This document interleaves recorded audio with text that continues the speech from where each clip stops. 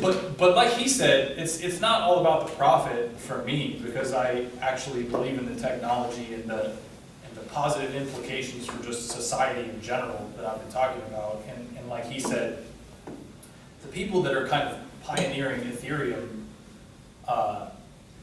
they're not trying to get rich. They're trying to make future technology that's going to benefit the world. So, oh yeah, it's on the flyer. So definitely check out Ethereum. It's amazing. Ethereum is superior to Bitcoin because Bitcoin is just digital money. It's digital dollars. It doesn't really do anything.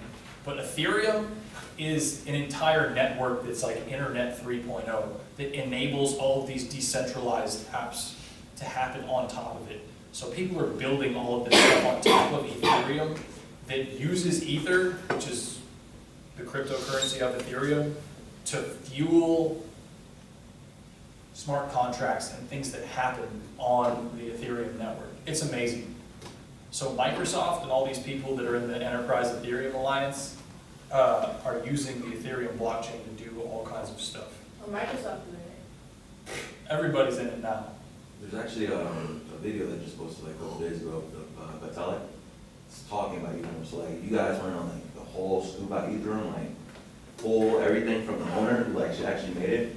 There's a YouTube video that explains like he goes everything. And it's brand new too, so it's not like one of those old videos where it's outdated. Well, he's a young man himself, so none of his stuff is really old. Yeah, but yeah. I'll write that here. Yeah. So this guy is pretty much the #1 founder of Ethereum. You can check out his talks on YouTube. Oh, there's something else I wanted to talk about too. So this kid is a genius.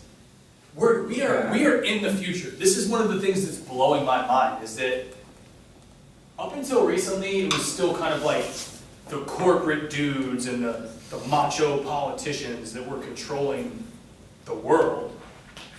But now we're reaching a point to where the power can actually be with the people again in terms of technology. All of these cutting edge technologies like blockchain and all this cryptocurrency stuff, it's like nerds are taking over. I mean, I'm saying that, I'm being cheeky, you know, but it's like a college dropout who's a cryptography and computer programming genius. It's always the dropouts. It tells you something about college. Right? Some people laugh about Nah. college actually. Oh, for But real? it depends on the person. Interesting. True. Yeah, like, you know, it was probably a good environment. Yeah, You it's just a had good bigger and environment. better things and new. You pick the people, you find like yo, come on down with this degree, and then you drop out. That is true. That was crazy. Because like, honestly, say I were to drop out, I would have never known any of these people that were in this Yeah. right now. Okay, All so this. so that's one thing I wanted to say. What was the other thing I wanted to talk about? Oh, okay. That's just to remind me. But yeah, to your point, so I was actually going to show this video in class, which I might still do, of Elon Musk and 50 Cent and all of these people that are super successful talking about college and how useless it is, right? And like I want to confront all the students in the class as to why they're here. But obviously, being a professor, I believe in higher education and college. But I realize that our society just gives lip service to higher education, right? So they'll say that you need it or that it's good, but society doesn't actually value it. It doesn't prove anything other than you have some kind of mediocre amount of self-discipline in order to get through and finish your degree, right? That's the only thing it really shows. But if you approach your college correctly, then you can learn shit that makes you not fucking dumb. I said this the other day in class. So, I mean, most of you guys are probably smarter than me in the sense that you're actually majoring in something that will help you in a career. I majored in all of these soft subjects that were all intellectual that I liked, like religious studies and Asian studies and stuff, which was great, but society doesn't value that shit. So when I'm getting my degree, people will like, what are you gonna do with that, right? Well, not be a dumbass. But, yeah, so you don't have to go to college to be economically successful, right? But those are two different things. You can be dumb in terms of history and culture and all of that stuff and still be a millionaire. Those are two completely different things. So being educated is separate from making money. And I've come to this realization over time. So in my life now, I've kind of separated the two, even though they cross sometimes, but and what I told you the other day in class too, is society isn't necessarily gonna reward you for knowing the stuff we cover in Asian humanities. You know, it's not gonna necessarily help you in your career to make money or whatever, but it's gonna make you a better person if you take it seriously. You're gonna be more culturally well-rounded, understand other people better, and know about the world. So that's my rant. I'll stop there. Oh, so you watch Gary Vee on YouTube, right? All you guys should check out this guy. This is another YouTube channel that I recommend. This guy will pump you up for success and hustle like nobody else. He is pimping when it comes to that. He just did an interview with the Hot Wings guy. Have you been watching his content recently? So maybe you've noticed, but more and more, little by little, he's talking more about cryptocurrency. He's added in. He did an interview with an Asian guy in Singapore that he uploaded 2 days ago or 3 days ago, where he's been slipping it into his talks. It makes me even more convinced that cryptocurrency is just fucking full of wind, because this guy is all about predicting trends in the economy.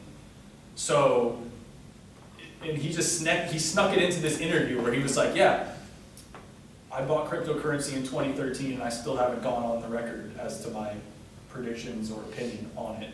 But he's talking about it more and more. And this guy is one of my heroes. If you ever need motivation, watch his channel. I've been watching him since he came out with this book, Crush It, his first book in 2008, 2009. But He yeah. slips it in there in ways like where he doesn't lose views. Because if he just sits there and talks about cryptocurrency, he's not going to get the views that he needs, and the audience that he wants to portray to. So, pretty sure I know. There's this one. Let's get at it. There's this one video from a couple weeks or a month ago where he's chilling with these rappers. He's chilling with like Wiz Khalifa or something, and they're rolling up blunts in the studio, and he mentions Ethereum. He's like, are you guys hacking on Ethereum yet? They're like, nah. He's like, that shit is the future. Just throw it in there. I did that yesterday in our sesh. I did. I put the Netflix on, put a little documentary on. It was cool. Not bad. I never like got like cryptocurrency, like Bitcoin, because I used to watch like a bunch of documentaries. Like I was trying to understand it, and then I didn't understand it until now. It's good though. It's good because like if people aren't understanding it now, then it's like the best time to invest in. Right? Like, in the future, they're gonna make it way simpler for everyone to understand. That's the ninth thing. grade. That's crazy. It's still so early. Yeah. Like we're saying, Bitcoin's too far gone to invest in. What if it goes to $100,000? We'll be looking back at now when it was It's like too far $6,500. Oh, man, I wish I would have bought some Bitcoin. Yeah, for real. Even if you buy just $500 worth or whatever. Yeah, that's You know, that's where my dad messed up. I mean, He think felt it's that funny. same way because he knows how much. When I told him how much he wasn't aware, but I told him it was like 5 grand or something at the time. And then So he went ahead I'll buy and something. he said that he felt very retarded because he's into the stock market and whatever. So he likes to predict trends as well. He's a daytime trader, I think that's what they're called. And so he does that and whatever. So he said that he felt so dumb. So because he didn't believe in it, he thought it was just gonna crash. He didn't believe in it. So he just brought it just to buy it and sell it just to sell it. So he only had one, or? He only had one just to buy it.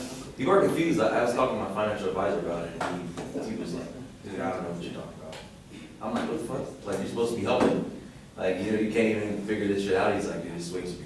A lot of people from the old financial systems, they don't understand it, they don't want to understand it, No. they fear it, It's changed. they'll be mean it, It's changed. yeah, It's for changed. real. Because it doesn't. They don't know what it means for like their own job. Like, This is like, literally, I keep saying it, this is the internet 3.0. Think about, this is another thing you should watch on YouTube, is when the internet first came out. Watch videos, they're on YouTube, videos of the news, when they're like, so Janet, what is this email thing that I keep hearing about? It's fucking, it's And hilarious. then now it's part of the culture. Like, it's crazy.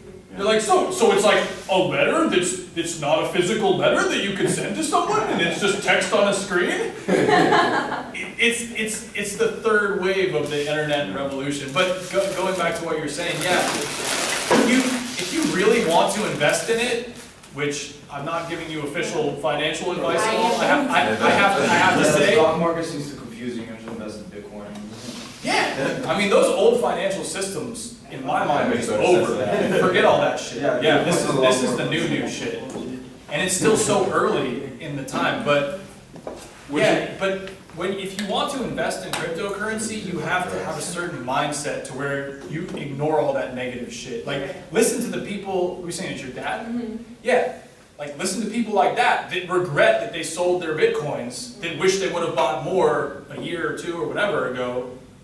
You know, because people always say, oh, it could crash overnight, whatever.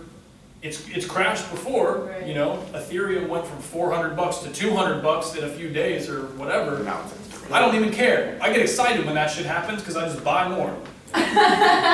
Because it's like I said last week, what are you going to believe in? You have to put your faith and your money What else are you gonna into do? something. They What are you say, gonna like, put it every- in? every- The stock market is bullshit. And even stock market, like stuff like that, you can't always look at it, because it's gonna go up and down. Yeah, it's stressful as fuck. Yeah, like if you keep your mind on it, you're gonna see it go up and down like every single day. Oh, it might drop like to the lowest and then you can be like to the highest, but like. you Well, never look with at that, then that's where trends come into play. Because if you can see that it drops significantly amount within a month versus going, because it's going to drop, you know, it's going to fluctuate. But if it goes down a lot versus going up, that's where. Yeah, but think about it like this, are you the only one that sees that? No, of course not. So then, that goes back to, like what you said, like with the stock market, you may think, oh, I see the trend coming, but you're just one of many.